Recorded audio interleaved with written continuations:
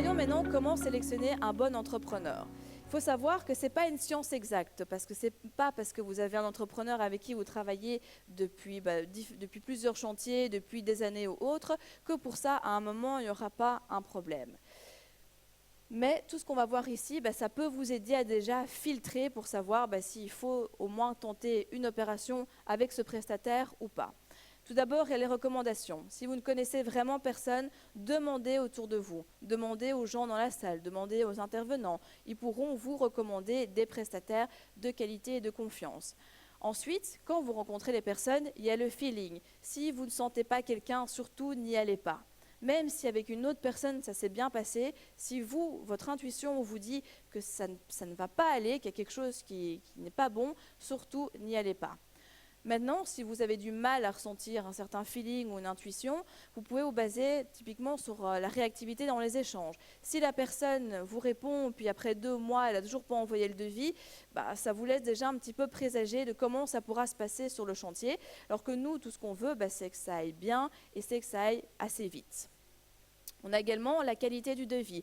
Important de ne pas juste avoir une ligne avec quelques petites indications, mais en ne sachant pas réellement qu'est-ce que ça comprend. Si vous signez un devis comme ça, vous allez être sûr que vous allez avoir des suppléments. Parce qu'il va vous dire, oui, mais au final, j'avais noté, mais je n'avais pas noté exactement ce que ça comprenait. Donc là, il manque telle chose. Donc, bien important également. La compréhension globale du projet. On ne fait pas une résidence principale, nous on fait des investissements, on veut être rentable, on veut que la rénovation soit belle, soit de qualité et que ça aille relativement vite. Donc c'est important de travailler avec un prestataire qui vous comprend. Et enfin, les références et les réalisations en cours, voir si l'entrepreneur n'a pas un book des réalisations précédentes, s'il ne sait pas où faire venir sur un de ses chantiers actuels pour voir aussi le niveau de travail, la qualité, les finitions. Aussi important de voir quand est-ce que l'entrepreneur s'est démarré.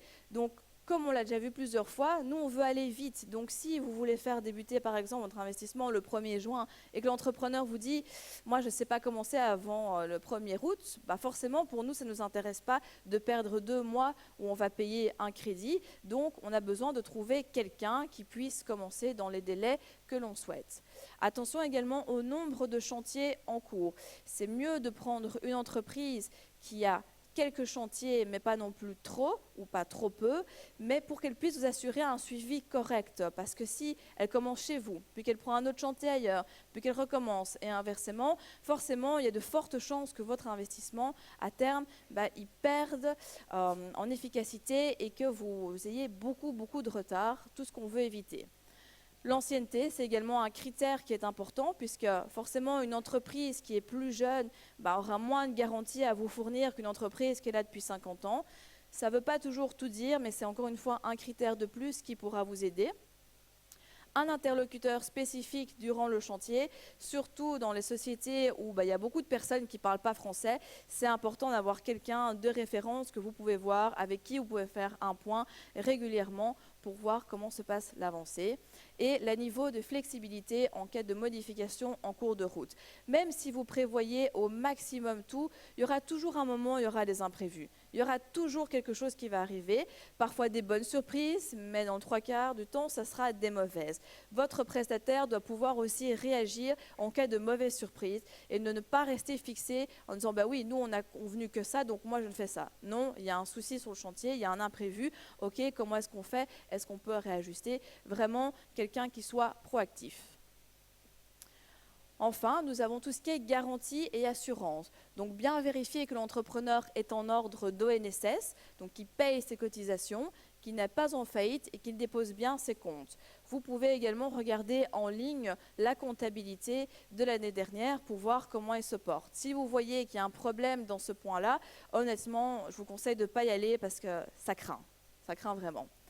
Attention également au contrôle des acomptes, puisque certains prestataires vont vous dire, vous voyez peut-être typiquement dans les devis, 50% en démarrage. Non, ça c'est justement ce qu'il faut éviter. Le contrôle des acomptes, c'est primordial pour nous, puisque c'est le seul levier qu'on a en fait sur notre entrepreneur. Si on lui donne tout au début au niveau budget, ben, il y a de fortes chances qu'à un moment, il va commencer à prendre un autre chantier et se dire « Oh, ben, c'est pas grave, lui, il m'a déjà payé, je peux prendre un petit peu de retard ou autre ».